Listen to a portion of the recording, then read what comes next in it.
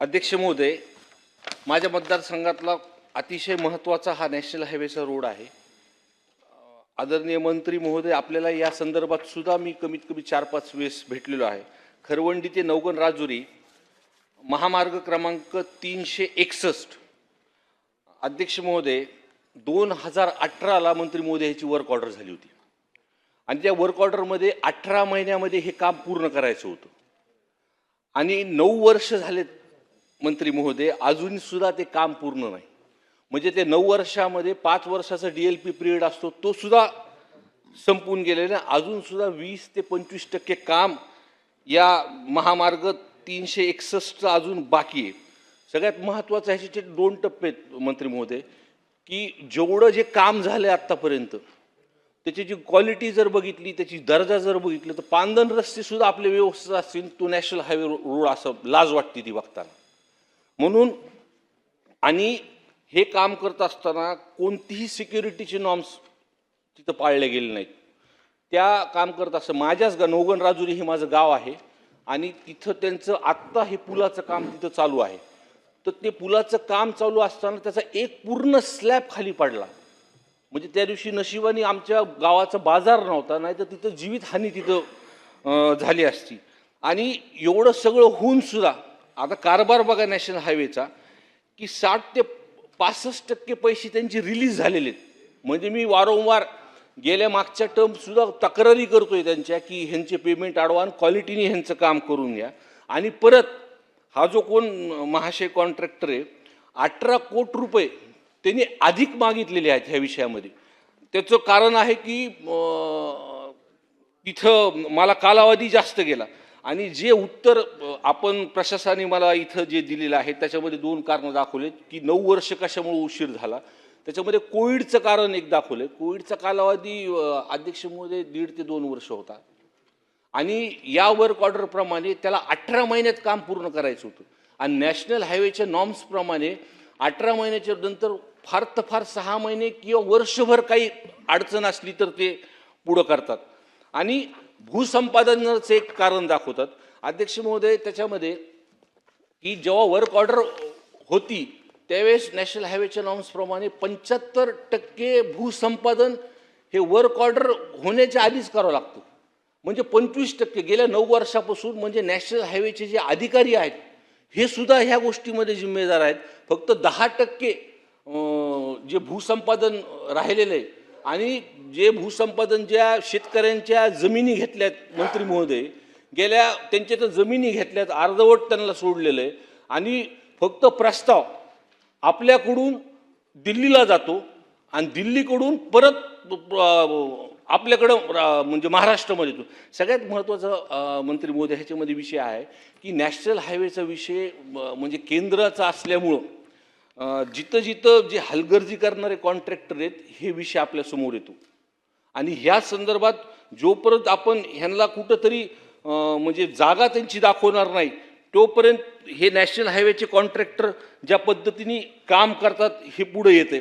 तर माझा स्पेसिफिक प्रश्न मंत्री महोदय ह्याच्यामध्ये आहे, की सर्वात महत्त्वाचं जे 10% भूसंपादन जिथं म्हणजे राहिलेलं आहे, वारंवार सुद्धा मी आपल्या ऑफिसमध्ये दालनामध्ये ह्या संदर्भात आपण सुद्धा तिथं फोन केले, पण तिथं काही आता 8-9 वर्ष झाले या भूसंपादन आणि जो गरीब शेतकऱ्यांचा जो मावेजाचा विषय आहे हा आपण कधी मार्ग लावणार. दुसरा विषय, 2 विषय आहेत या नॅशनल हायवेच्या रोडमध्ये. एक तर झालेलं काम त्याचं क्वालिटी कंट्रोल जे आहे ते IIT करून आपण करावीत आणि दुसरा राहिलेला एक रोड आपण कधीपर्यंत करणार. आणि माझा दुसऱ्या स्पेसिफिक प्रश्नामध्ये हाच विषय, की हा जो संबंधित कॉन्ट्रॅक्टर आहे त्यांनी रस्ता करण्यासाठी जो उशीर केला, रस्ता करण्यासाठी जे पॅचेस सोडले त्याच्यामुळे ॲक्सिडेंट झालेत, जीवितहानी झाली तिथे. त्याच्यामुळं माझी विनंती आहे मंत्री महोदयांना, की या संदर्भातली चौकशी तर लावाच, पण जे काही हा 200-250 कोटीचा रोड आहे ज्यांनी जे धुळीत जे केंद्र सरकार आणि राज्य सरकारचे पैसे केले, ब्लॅकलिस्ट तर कराच, पण पूर्णपणे मंत्री महोदय ह्याला म्हणजे ते काम पूर्ण करायला लावा आणि ह्याचा एक टाईम बाउंड तुम्ही ठरवून द्या. माझा एक ह्याचा निगडीत माझा एक प्रश्न आहे, PWD आपल्याकडे आहे माझा, तिथं त्याचा स्पेसिफिकच घेतो मंत्री महोदय, की PWDचे असे भरपूर कॉन्ट्रॅक्टर आहेत की त्यांनी 4-4, 5-5 वर्ष झाले माझ्या मतदारसंघामध्ये काम घेऊन ठेवले. म्हणजे आपण एकीकडे म्हणतो पैसे नाहीत, वर्क ऑर्डर झाल्यानंतर सुद्धा त्यांनी काम केले नाही. आणि ह्याच्यामध्ये सर्वात महत्त्वाचं तिथे कृष्ण पानसंबळ म्हणून प्रभारी कार्यकारी अभियंता आहे. माझं असं काय कानावरती आलं की मला माहित नाही, तो ज्या पदासाठी त्याच्याकडे ती पदवीच नाहीये, तो डिप्लोमा होल्डर आहे असं माझ्या कानावरती आली. एक त्याची चौकशी करून आणि जे कामं थांबलेले आहेत त्या कॉन्ट्रॅक्टरची एकदा बैठक घेऊन ते कामं आपण करायला लावा. नेमकं आपण मी आपलीच मंत्री महोदय वाट बघत होतो. आपण मंत्री महोदय नंतर पण महाराष्ट्राचे आणि देशाचे छत्रपती आहेत, छत्रपती महाराज. आणि आमच्याकडे एक महामार्ग झालेला आहे, रिंग रोड. तिथं आमच्या सर्व मुलांनी तिथं छत्रपती संभाजी महाराजांचा पुतळा तिथं बसवलेला आहे आणि तिथं रिंग रोड होतोय. तर आमच्या मतदारसंघाची जिल्ह्याची इच्छा आहे, जसं औरंगाबादला जो छत्रपती शिवाजी महाराजांचा उंची वाढवून जसा पुतळा केलाय तसंच आम्हाला तिथं करून द्या अशी आमची सर्वांची मागणी आहे. चला मंत्री महोदय. अध्यक्ष महोदय,